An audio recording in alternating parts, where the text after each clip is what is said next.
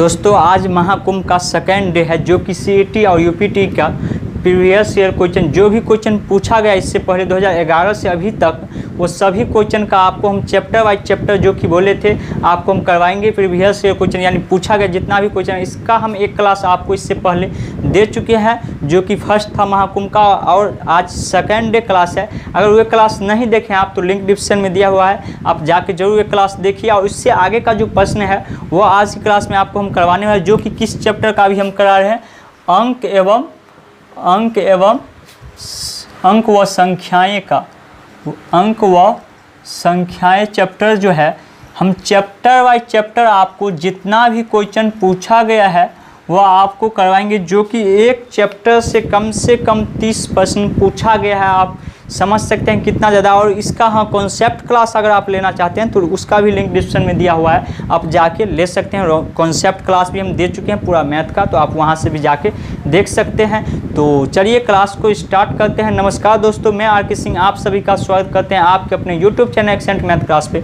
दोस्तों आप लोग अगर अभी तक चैनल को सब्सक्राइब नहीं किया है तो सब्सक्राइब करके बेल आइकन ऑल कर लीजिए, क्योंकि यहाँ पे आपको सीटेट का जितना भी प्रीवियस ईयर क्वेश्चन है कम से कम 50 क्लास आपको दिया जाएगा। महाकुंभ का जो सीरीज रखे हम उसमें आपको कम से कम 50 क्लास दिया जाएगा, यानी जिस चैप्टर सभी चैप्टर का जितना भी क्वेश्चन पूछा गया है और एक ही क्वेश्चन आप देखिएगा बार बार पूछा गया है जो कि आज की क्लास में आप देखिएगा और कल के क्लास में भी आप देखे होंगे एक ही क्वेश्चन को 3 बार पूछा गया है और वही क्वेश्चन आज के क्लास में भी पूछा गया है। तो अगर आप ये क्लास देखें तो आज की क्लास में उस क्वेश्चन का जवाब जरूर दीजिएगा कमेंट में। तो चलिए क्लास को स्टार्ट करते हैं। तो सबसे पहला क्वेश्चन आप लोग को क्वेश्चन इस साइड स्क्रीन पे दिखाई देगा और हम यहाँ पे आपको क्वेश्चन पढ़ के इसका सलूशन बता रहे हैं जो कि क्वेश्चन नंबर है, आपको बता दें क्वेश्चन है फर्स्ट नंबर जो कि आप लोग के स्क्रीन पे आ गया होगा। 70,560 में 5 और 6 का स्थानीय मान का गुणनफल निकालिए। कितना है भाई? 70560। 70,560 में 5 और 6 का स्थानीय मान का अंतर गुणनफल पूछ रहा है। गुणनफल यानी कि कल के क्लास में ही आपको हम बताए थे स्थानीय मान और वास्तविक मान क्या होता है और उससे भी लिंक डिस्क्रिप्शन में दिया हुआ है, आप जाके देख सकते हैं इसका कॉन्सेप्ट क्लास का भी। तो आपको बता दें इसमें बोल रहा है 5 का और 6 का स्थानीय मान, 5 और 6 का स्थानीय मानों का गुणनफल निकालने के लिए। तो 5 का सबसे पहले हम निकालेंगे। स्थानीय मान पूछा है भाई, तो स्थानीय मान में क्या करेंगे दोस्तों, याद है आपको जो अंक है वो वैसे ही लिखेंगे, उसके बाद जितना अंक है उतना जीरो पीछे में बैठा देंगे। अब 6 बचा तो 6 इसको हटा दो, 6 और 6 के बाद तो इसे भी जीरो। इसका बोल रहा है गुणनफल निकालने के लिए यानी गुना कर देंगे तो कितना आ जाएगा, 6 पंचे 30, 2 जीरो बैठा देंगे यानी कि 3000 हमारा आंसर हो जाएगा।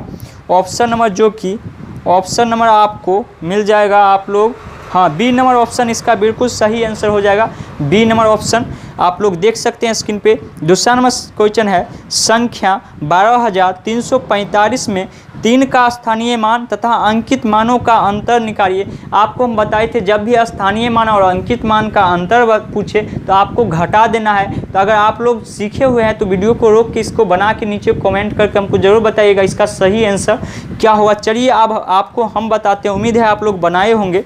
कितना है? 12,000, आप लोग को स्क्रीन पे क्वेश्चन दिखाता होगा 12,345, 12,345 इसमें पूछ रहा है कितना का, हाँ 3 का स्थानीय मान। ये जो 3 है ना भाई इसका स्थानीय मान और वास्तविक मान क्या होगा। तो याद रखिए जब भी स्थानीय मान पूछे तो जो अंक है वो लिख लेंगे, उसके बाद देखेंगे क्या गो अंक है भाई, 1 2 जीरो बैठा देंगे इस पे। और क्या पूछा, इसका वास्तविक मान। वास्तविक मान जब भी पूछे या अंकित मान तो वही अंक हो जाता है, तो 3 का 3 ही, और अंतर है तो माइनस का चिन्ह देंगे। इसको घटाएंगे तो कितना हो जाएगा, 297 जो कि आंसर हो जाएगा। आप लोग बताइए इसका कौन सा ऑप्शन सही है। ऑप्शन नंबर डी बिल्कुल सही है, जो कि सीटेट परीक्षा 2013 में पूछा गया। ये फरवरी में जो 2013 में परीक्षा हुआ था उसमें ये प्रश्न पूछा गया था। अब चलिए आगे का प्रश्न है 14 नंबर दिया हुआ है, 2 संख्या वाली संख्या के दोनों अंकों का योग 9 है, यदि ये सीटेट में ये क्वेश्चन नहीं पूछा गया। इससे आगे वाला क्वेश्चन है वो है 2424 में 2 का स्थानीय मानों का योगफल क्या होगा।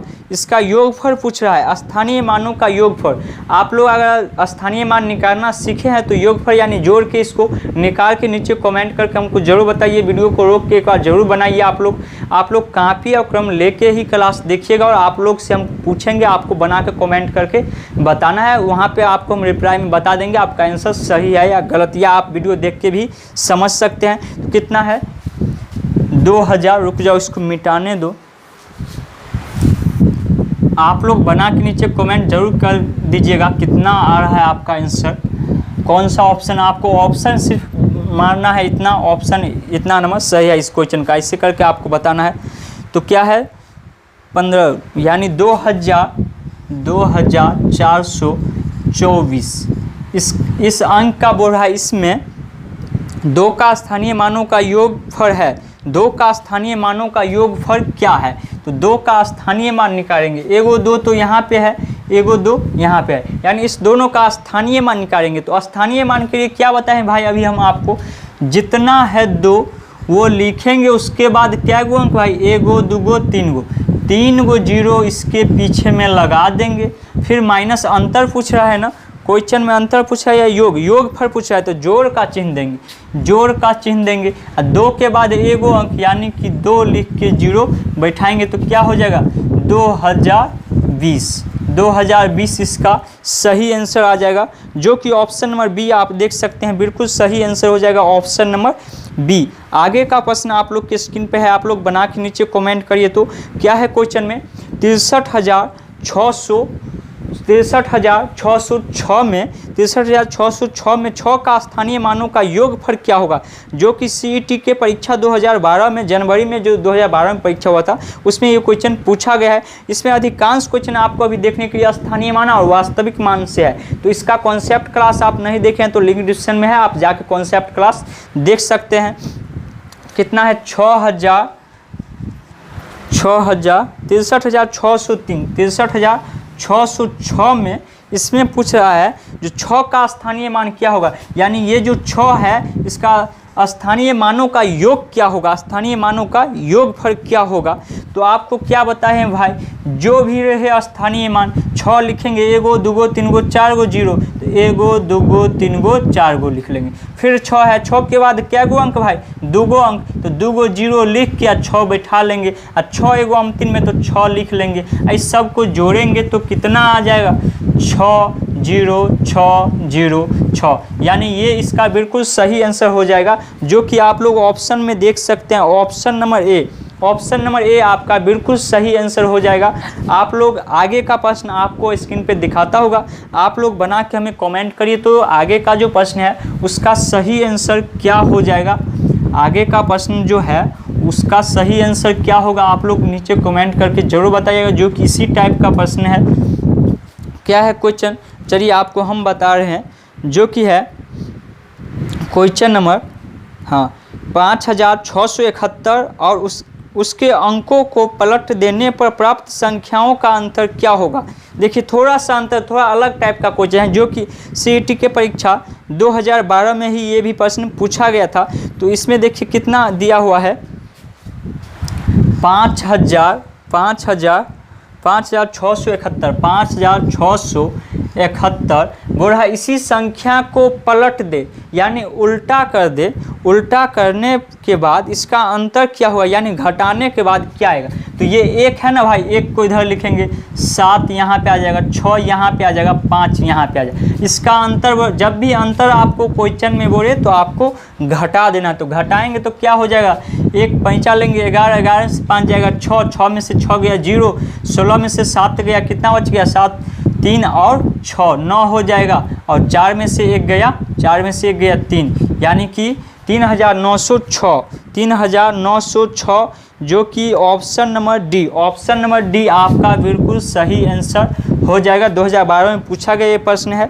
आगे का जो क्वेश्चन है वह आप लोग के लिए है, आप लोग बनाइएगा इस क्वेश्चन को। नहीं, अभी एक क्वेश्चन और आप लोग बताइए तो हमको 18 नंबर, जो कि है 496 का योग 318 का निकटतम सैकड़ा में मान होगा, यानी इसका निकटतम सैकड़ा का मान क्या होगा। तो दोनों को जोड़ लेंगे, कितना कितना है भाई, 496 है और कितना है 318। इस दोनों को जोड़ेंगे और इसका निकटतम सैकड़ा में मानी 100 में कौन सा मान होगा। तो 8 को 6 को जोड़ेंगे 14 हो जाएगा, 1 10 और 1 11 हो जाएगा, 11 और 4 8 हो जाएगा, 814 हुआ। यानी कि निकटतम कौन हो जाएगा, 800 ही नहीं होगा भाई, कितना होगा 800। यानी कि ऑप्शन नंबर आप देख सकते हैं, ऑप्शन नंबर बी इसका बिल्कुल सही आंसर हो जाएगा, ऑप्शन नंबर बी।